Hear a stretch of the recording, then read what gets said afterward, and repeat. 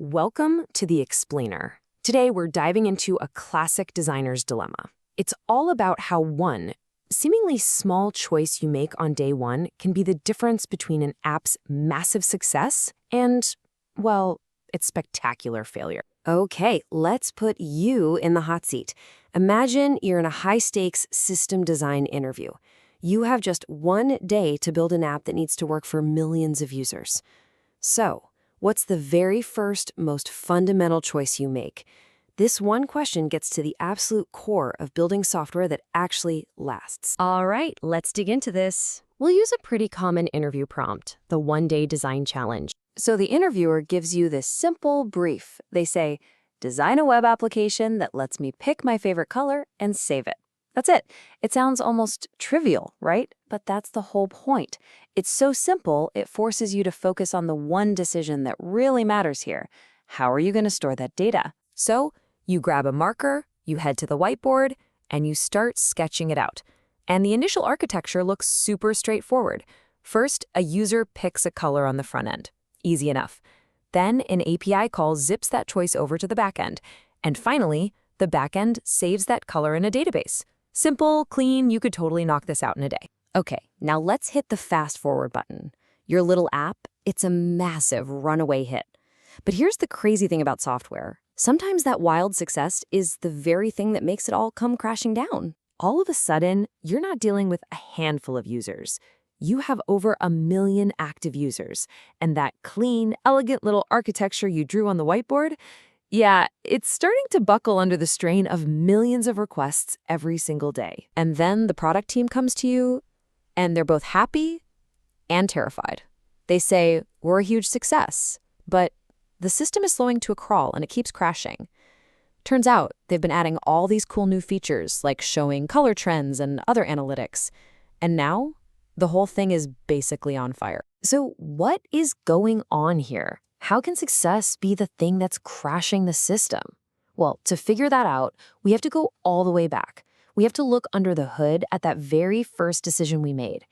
It all comes down to how our database is physically storing our data on the disk. Believe it or not, the root of this entire mess, this whole scaling problem, it boils down to one single choice.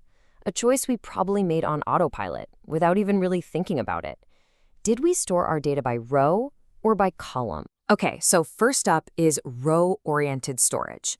This is the default for pretty much all the databases you know, like MySQL or Postgres. And it works exactly how you'd imagine. Think of a spreadsheet row.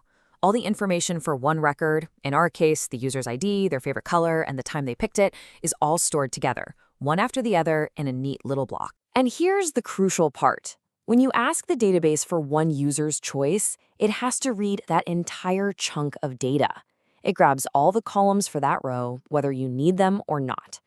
Now, that's fantastic if you need a user's whole profile. But what happens when you're doing other kinds of queries? Let's say you want to look up what color user123 picked. In a row store, this is super cheap. The database just goes to one spot on the disk, does a single read, and bam, it has everything it needs. It's fast, it's simple, it was absolutely perfect for what our app originally needed to do. But what about those new analytics features, like finding the most popular color? Suddenly, we have a huge problem. That query has to scan the entire database. And to get to the color column for each record, it's forced to read the user ID and the timestamp too. It reads all this extra data only to immediately throw it away.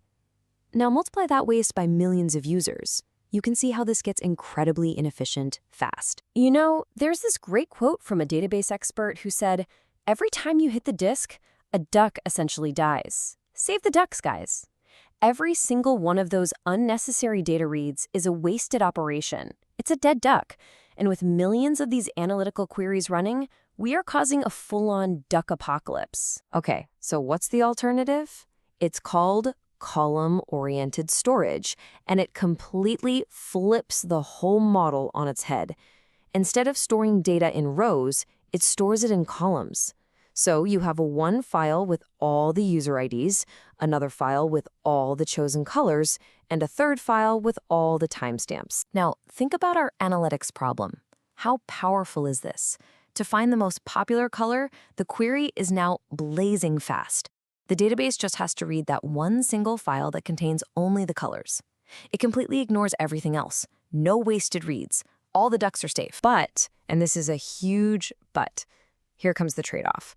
What about our original simple task, just fetching one user's color choice? Well, now that's a total nightmare. It's terrible. The database has to jump all over the disk, grabbing the user ID from this file, the color from that file, and the timestamp from a third file just to stitch one single record back together.